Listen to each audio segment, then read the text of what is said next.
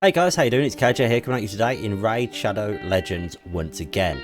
And today we have something a little bit different. I've touched on it briefly on the channel before, but we're going to go a little bit more in depth and a little bit more specific with it. And that is Clan Boss, specifically early game Clan Boss. So early game Clan Boss comes down to two essential debuffs, a nice to have debuff and a nice to have buff. And to prove this, what I've done is I've come up with a team for hard Clan Boss that consists of 4 rares that are built in as early a game build as I can physically get them into. So what we're going to do is going to have a look at the buffs, the debuffs and the champions and their builds specifically. Then we'll jump over to the Clan Boss and we will show you how it runs. So the first champion is of course Kayle. Now Kayle is without a doubt the best starter champion. Like, there is no argument for anyone else even coming close to him. If you are to rate them, it goes Kayle, Alhain, Aethel, Galek. That is my personal opinion. I know a few other content creators have thrown it out there, and there's usually a swap around between Alhain and Aethel for where they rate them, but Kayle, in my opinion, is the best starter champion. So how do I have him built? I have him in a 4-piece lifesteal set. That is the only set I have. That is the only set I have on him. I also have no accessories put on him. This is to try and account for my Great Hall in comparison to an early Great Hall. So the bonus accuracy I get from my Great Hall accounts for a banner when you're able to put one on him. The bonus crit damage I get from my Great Hall accounts for an amulet when you put one on him, and the attack, defense and HP bonus I get from my Great Hall is equivalent to an early game ring. So his general stats, we are at 23k HP, 2.4k attack, 1.6k defense, 160 speed, 100% crit rate, which on Kayle, slightly high, only needs to be at 5%, 139% crit damage and 146 accuracy. Now, I'm going to tell you, for early game Clan Boss up to hard difficulty, you do not need to be anywhere near this. This is double the accuracy you require. If all you want to do is hit hard Clan Boss, aim for 70 accuracy on your debuffers and you will be sweet. So, Kayle is number 1. We are bringing him for his 40%, 50% chance when booked, chance of placing a 5% poison debuff, so the big version of poison for 2 turns on a 4 hitter. So he can land up to 4 of these on every time his A3 cycles. Then on his A1 we have a 100% chance when booked of placing the small version of poison. This is the essential debuff for beating early game Clan Boss, poison. Normal and easy difficulty can be achieved with just a poisoner. Just Kayle in a half decent build can 1 key easy and normal solo. As soon as he's level 60 with Clan Boss masteries, mine not in Clan Boss masteries, I will point that out as well. We'll take into account the fact that I am currently rocking flawless execution, whereas what you would normally look for is War Master to get the War Master extra damage procs off. I've built him out for other content I'm currently working on. The second essential debuff we're looking at, we're going to use War Maiden for, who as you can see has no masteries for this composition. She is booked, but the debuff we're looking at, decreased defense. So War Maiden, when booked, has a 100% chance of placing the big version of decreased defense for 2 turns on a 3-turn cooldown. This and poison are essential for hard Clan Boss. As soon as you can get these 2 debuffs, you are looking at an easy 2-key or potential 1-key team if you have them both running and built correctly. So let's look at War Maiden's build. She's in just some lifesteal gear that I've thrown her in with 2 offset pieces down here, speed boots, defense chest, crit rate gloves with accuracy, speed, accuracy, defense percentage and crit rate and accuracy on the shield. So she is at 16k HP, 1.3k attack, 1.1k defense, 147 speed, 65% crit rate, 65% crit damage, and 115 accuracy. Once again, this is overkill. Because of my Great Hall, I cannot get the accuracy any lower. Without my Great Hall, this would be 35 accuracy. That is how little accuracy I'm gaining from pieces I've put on her. We're going to use Apothecary in this example, is increased speed. This just allows you to go faster and cycle through your abilities faster and easier, and cycle back to your big abilities like your poisons and your decreased defense faster.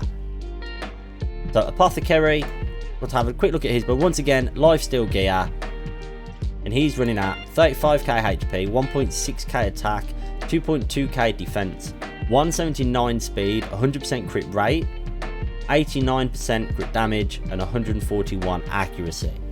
Now, the reason I like Apothecary for this role of boosting your speed is he also heals a target ally by 35% HP. This heal can be critical. This is why I've built him with 100% crit rate, so we can get a bigger heal off and also still be boosting our speed. So the fourth champion we're going to be taking is Frozen Banshee, who has a nice to have debuff, and that is poison sensitivity. Now, you may not have a Frozen Banshee, that's fine. If you have a second poisoner, they could go in this place instead. And of course, I'm running this on 4 champions just to show you that if you can line the debuffs up, you can actually increase your damage quite considerably. So all I'm going to be doing is making Apothecary heal us and make us go faster. Frozen Banshee is going to make our poisons do more damage. Kayle is going to be bringing the damage with his poisons, and War Maiden is going to be dropping the defense of the clan boss, allowing us to hit harder. So here we are, we're just getting set up against the clan boss, and I notice this is the time for a really good point. I'm actually going to run Kayle in the lead for the HP in all battles aura, but if, unlike me, you don't have a really well progressed Great Hall, you could run Frozen Banshee and actually get the ally accuracy in all battles by 35, which halves the amount of accuracy the rest of your champions need to be able to land their debuffs against the clan boss. And of course, this final slot, this is where you would bring your utility or your survivability. So a great champion for this would be someone like Toragi the Frog, who has Ally Protect. You could bring a Syl of the Drakes, who has heals. Someone with abilities like Underpriest Brogni, who has the ability to place a shield. Or a Geomancer, who places a reflect damage using his HP burn. Someone who has some form of protection for your team going in this 5th slot here would just increase your survivability. But if you can build the stats similar to what these 4 champions are, you will be looking at a really easy, hard team. So I'm not sure if this will 1-key, but it will definitely 2-key hard with these stats and no added survivability. So let's start the run. I'm going to let it run on auto and we will just see what it does.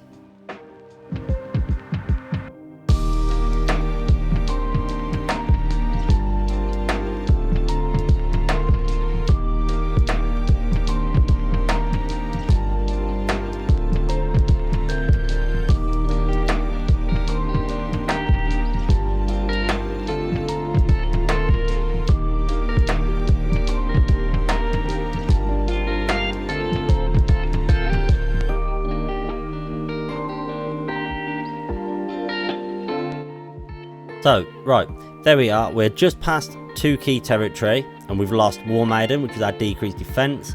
But I'm also not surprised she was the first to drop, as she's the only one who's not a 6-star, doesn't have any masteries at all. Whereas everyone else, because they have masteries and they are a 6-star, they're doing enough damage to be able to heal themselves back up to almost full regularly. With Apothecary topping people up. There we go, so 7.5 mil. Right, there we go, that's 7.5 mil with 4 rares on hard clan boss. One of them is a level 50 with no masteries. So, if we'd have had War Maiden alive for longer, they'd have probably been able to do more damage and heal themselves up more. But you can see the fundamentals coming into place where just by looking at decreased defense, increased speed, poison and poison sensitivity, you can ramp up your damage so quickly. Now, like I said, if you don't have Frozen Banshee for poison sensitivity, but you have 2 Kaels, throw a second Kael in. A second Kael level 60 with masteries will, as you see, it'll do 2.3, so you'd still be over the 2 key territory if you had a second Kael rather than a Frozen Banshee. And if you can get and if you can also manage to get a decrease attack champion in, like a Stag Knight, then you will once again be able to sustain for longer. Because you will be taking less damage from the clan boss on every turn. So, right, how this is...